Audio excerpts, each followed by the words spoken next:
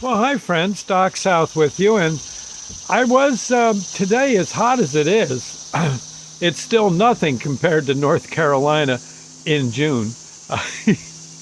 And it's absolutely greasy kid stuff compared to North Carolina in the flatlands of North Carolina, anyway, in August. Right. So it's much hotter down there. I can almost guarantee. Maybe there's a cold wave going through, but the poor cold wave don't stand a chance.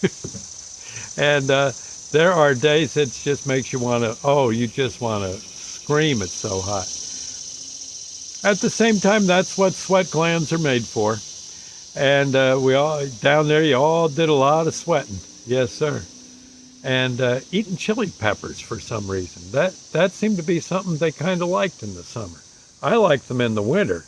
Kind of warmed the tummy, but ooh, I don't know about the sun. Well, then again, they'd get you to sweating. And once you started sweating, pretty darn hard to stop. So I don't know. Uh, and frankly, well, it was just darn hot down there. I honestly don't think drinking did much to help.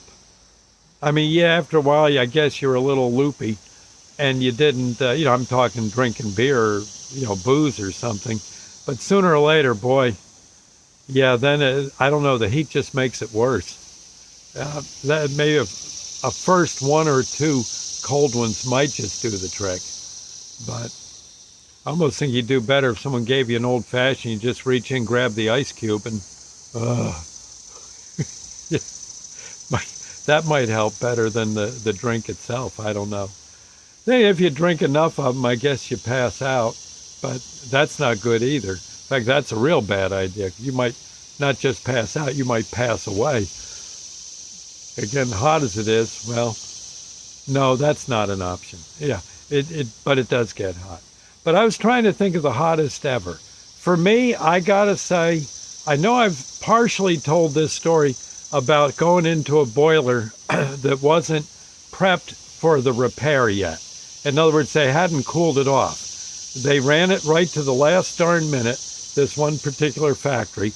They made linoleum. And there must have been a run on linoleum because that boiler was shut off maybe an hour before we got there. Now, the firebox of a boiler is very hot, so hot that the fire brick are glowing.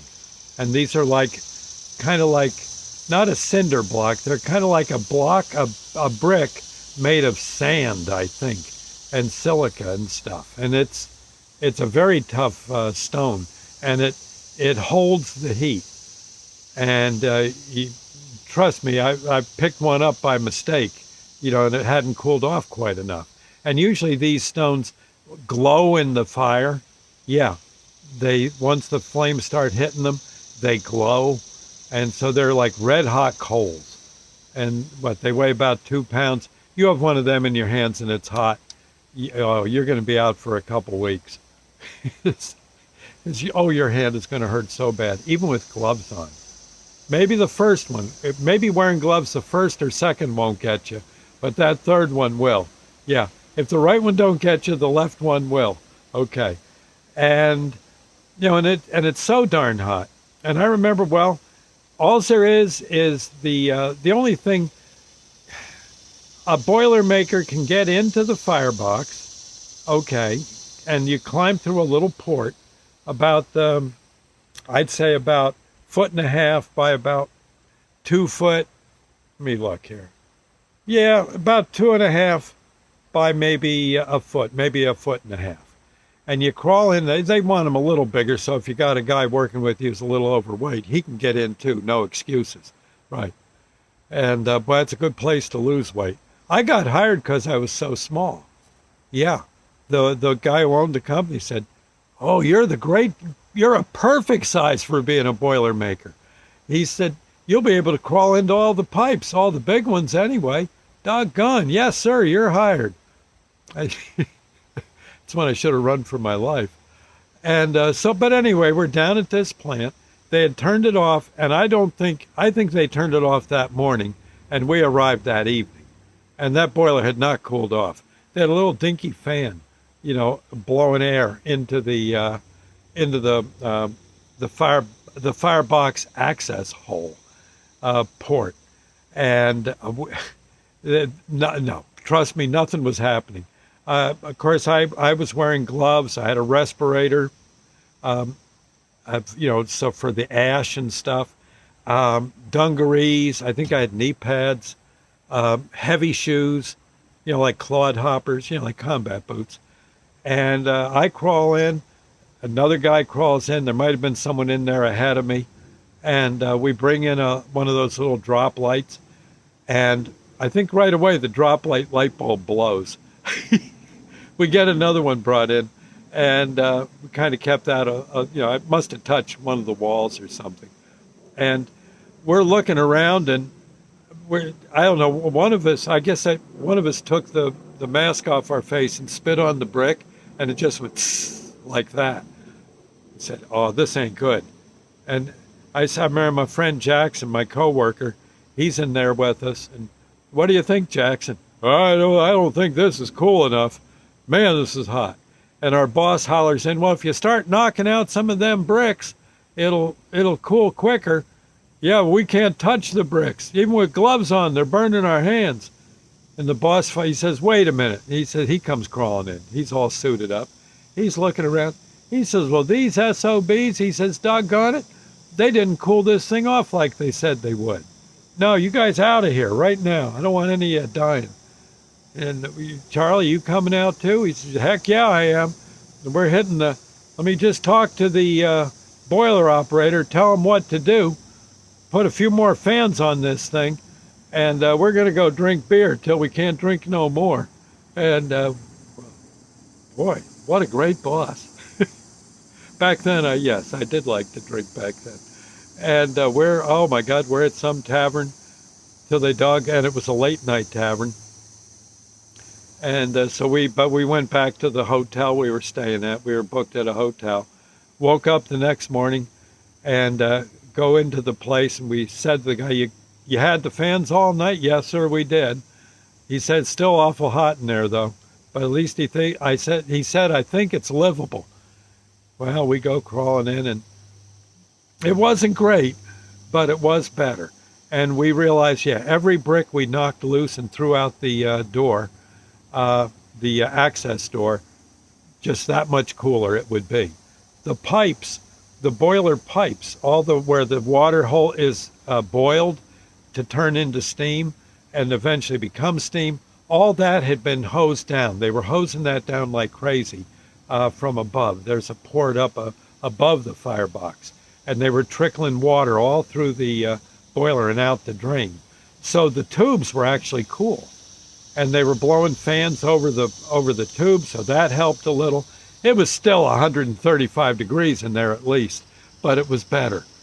And oh my God, I remember I'm pounding away I had a chisel and a hammer, and the boss wanted me to chisel away some doggone thing on the wall, the inside of the boiler's skin.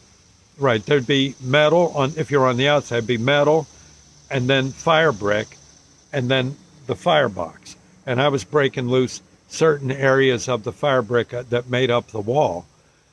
And, one falls to the ground inside the firebox. You grab it as gingerly as you can out the port.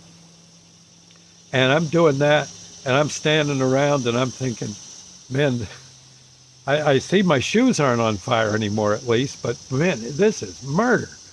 And honestly, after a while, you just get to where you're working automatic in there, picking with the chisel. All of a sudden, someone grabs me by the arm and says, doggone it, you got to stop hitting that chisel. I said, what's wrong? They said, you're chiseling right through the skin of the boiler. I said, oh my God, I am. They said, you, out. I'm fired? No, they said, we just don't want you to die. Get on out there and drink some water, and take your shirt and all your protective gear off and just walk around outside a bit. It's nighttime, I said, it's night already? Yeah, you've been in there too long. Anyway, by the next day, with everybody working and sweating, it was a relatively balmy 90 degrees inside that firebox. Felt pretty good.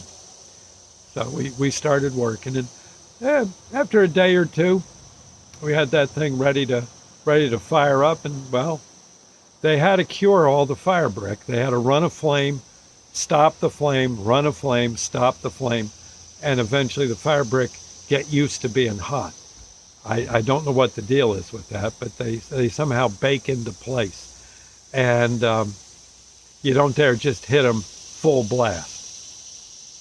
Because some people have done that, and then we got to come back and redo the brick. Right. But that was probably the hottest, I would say. It was pretty hard to keep your wits about you. And I think for all of us. The beer evaporated maybe 2 minutes after you climbed through the port. And, man, oh, that was hot. That, I think, that and maybe a couple of days down in North Carolina, out in the sun or something. Other than that, I've been fortunate to live a somewhat cool life. Yeah. Anyway, I just thought I'd mention.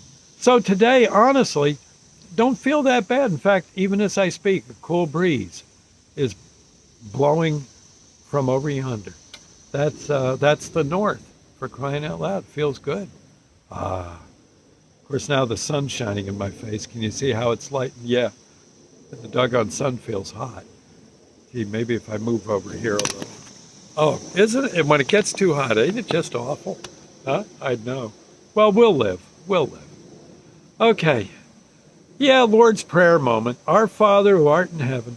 I know we were doing a lot of praying that day that the boss would say it would be a good idea to go for beers. God would have invited us to go for beers.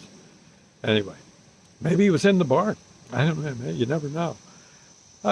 Anyway, our Father who art in heaven, hallowed be thy name. Thy kingdom come, thy will be done on earth as it is in heaven. Give us this day our daily bread, and forgive us our trespasses, as we forgive those who trespass against us. Lead us not into temptation, but deliver us from evil. For thine is the kingdom, the power, the glory, forever. So be it. Okay.